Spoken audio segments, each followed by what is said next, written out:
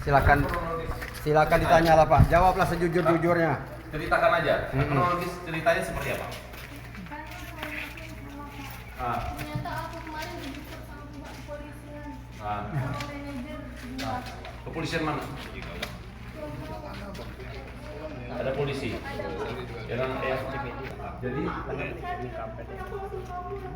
Jadi suami ibu memang bersalah.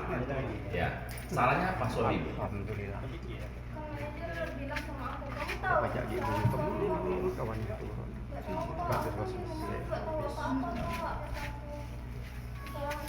Foto no. Jadi suaminya itu menggalak gejolak. Jadi suaminya di mana sekarang? Suaminya nggak tahu keberadaannya, tapi pihak perusahaan langsung jemput ibu. Iya, sama polisi sama manajer dua tadi. Nah, terus habis itu disekap di Interogasi dulu Pak di kantor kan. Kamu tidur di situ kata dia. Kenapa aku harus tidur di situ? tidur di mana? Tidur di tempat kandang yang biasa anjing suka tidur Pak. Jadi di kandang anjing. Udah Ya, lebih jadi dari 1 kali itu 24 jam, Pak. yang tempat anjing tidur. Iya Pak. Siapa Jadi- yang nyuruh masuk sini? Pak Jansen Pak. Pak Jansen itu siapa? Manajer. Manajernya. Dia bilang kenapa kamu harus masuk sini? Masuk. Enggak bilang alasannya. Kamu harus di situ. Sama anak ini yang Sama posisi. Sama bayi ini juga. Ini juga disuruh masuk. Kedinginan Pak, malam itu tidur aku. Semalaman di situ. Semalaman, Pak. Masih ada semua Pak polisi itu ada nggak di sini? Enggak ada. Aku dimasukin ke gudang, Pak polisi udah pulang, Pak. Yang masukin gudang tuh Pak Jansen. Bukan suami. Betul. Bukan istri yang dijemput, dibawa dikurung. Ya. Ayo datang, rame-rame kita datang ya. Pak. Kita mau datang jumpain manajer PMM. Ya. Bapak ya? Iya saya. Bapak yang sama katanya sama polisi yang mana? Yang jemput ibu itu di rumahnya, kandang anjing itu. terus masukin di kandang anjing. Enggak, polisi nggak ada masuk kandang, enggak ada. Siapa ya? Bapak Enggak sendiri? siapa? Saya yang bawa ke sini. Bapak yang bawa ke sana, Bapak biarkan ibu dengan satu bayi, ya. Bapak biarkan sampai jam 12 siang.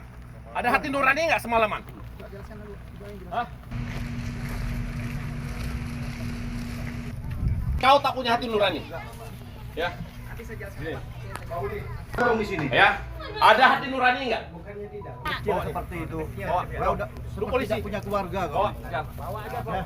Ya. Bawa. Periksa tahan nih. Ya. Mana di bawah umur? Ya.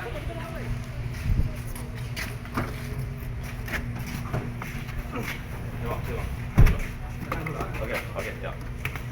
Ya tentunya saya mengecek adanya laporan dari masyarakat tentang penyekapan ibu dan anak. Tentunya menjadi atensi bagi jajaran Polda Bangka Belitung. Karena yang pertama adalah empati. Bagaimana kita merasakan, saya selalu menyampaikan pada anggota empati. Bagaimana merasakan ketika menjadi korban kejahatan. Nah ini menimpa ibu dan anak sehingga kita mengambil langkah-langkah. Yang pertama adalah melakukan pengecekan kesehatan terhadap Ibu Nadia dan putranya Noval. Alhamdulillah ini tim kesehatan masih ada dan didampingi oleh pengacara beliau dan dinyatakan sehat. Kemudian dari kemarin dan tadi malam melaksanakan olah TKP, mencari keterangan saksi dan mencari bukti-bukti. Tadi malam saya mintakan Dirkrim untuk datang ke sini dengan Kabak Wasidik untuk melakukan gelar perkara, sehingga sudah dinaikkan dari lidik menjadi sidik. Dan tadi gelar perkara lagi sudah ditetapkan sebagai tersangka atas nama CM. Sehingga siang ini akan kita lakukan penahanan dan proses penyidikan sampai dengan tuntas. Saya selaku legal internal PT PMM memberitahukan, menyampaikan bahwa tidak adanya unsur penyekapan yang dilakukan oleh karyawan kami, terutama yang sudah kita saksikan bersama itu manajer kita sama satu staf HO kita, itu karena tidak ada sama sekali unsur penyekapan. Karena apa? Dia bebas keluar dari tempat itu, dia menggunakan handphone standby 24 jam, dan ada kasur, ada bantal, ada guling, selimut, ada air minum, bahkan ada susu. di tempat itu. Dan satu lagi dikatakan bahwa tempat yang ditinggali mereka itu adalah kandang anjing. Jadi saya perjelas bahwa itu bukan kandang anjing, tetapi bekas kantor admin pembayaran, loket pembayaran PT PMM yang sudah tidak digunakan lagi. Kurang lebih seperti itu, rekan-rekan ya. Dicarilah keberadaan suami istri ini oleh perwakilan ya, perwakilan karyawan PT PMM dan dikawal oleh anggota Polsek Bakam. Suaminya tidak ketemu, tapi yang ketemu itu keberadaan dari istrinya.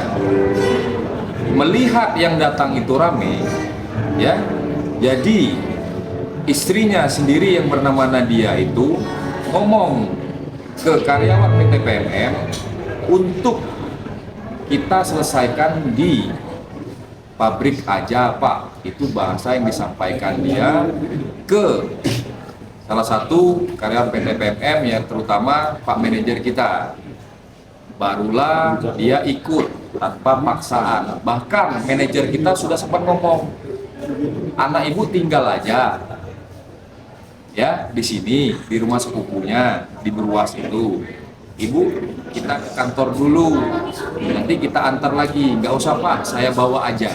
Jadi tidak ada paksaan dari siapapun, bahkan dia sendiri yang meminta untuk ya dibawa ke kantor, karena mungkin dia malu dengan tetangga yang ada di sekitaran rumah itu. Dan dia juga meminta untuk diinapkan di situ ya? Karena sudah malam, ya, karena sudah malam kondisinya, ya kita memberikan tempat. Dia sebenarnya dia yang mau inap di ruang tamunya kantor, ya seperti itu ya. Tapi tidak diberikan izin oleh manajer kita karena kantor kan sifatnya sensitif, ya sifatnya sensitif dan tidak ada tempat tidur di situ. Nah, jadi dia dibawalah keluar kantor dan terlihatlah ruangan yang sekarang diberitakan seperti kandang itu. Nah, dan ditanyakan ulang, benar ibu mau tinggal di situ? Kata Pak manajer kita, ya saya tinggal di sini aja Pak, ya supaya menunggu keesokan harinya, karena hari sudah malam, ya.